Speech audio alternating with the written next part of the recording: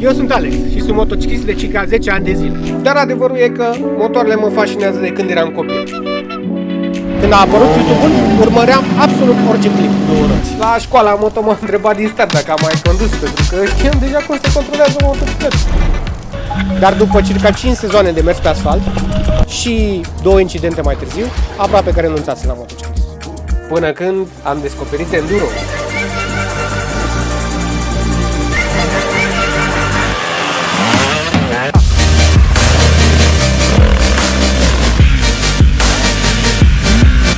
Și mai apoi motocross. Și ăsta a fost momentul în care m-am reîndrăgostit imediat. Acum merg pe un KTM 890 Adventure Arc 2023. L-am învățat pe teren dur, accidentat.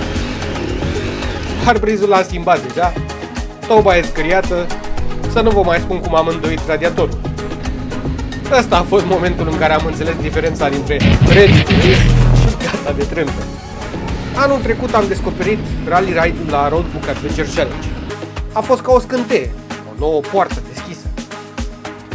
Din păcate, din cauza unei accidentări, anul acesta n-am mai ajuns.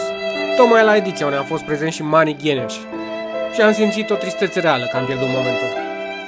Dar să am acum șansa să ajung în Maroc pe motocicleta mea și alături de legenda Dakar și campionul Rally Ride Mani Gheneș? N-aș mai simți că am pierdut ocazia. A simțit că a venit cea potrivită.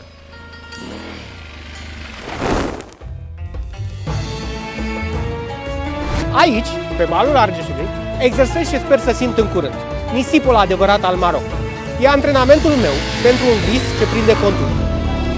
Și dacă tot ce am făcut m-a adus până aici, atunci da, motul te trimite în Maroc nu mai este doar un slogan, este șansa mea de a trăi povestea completă.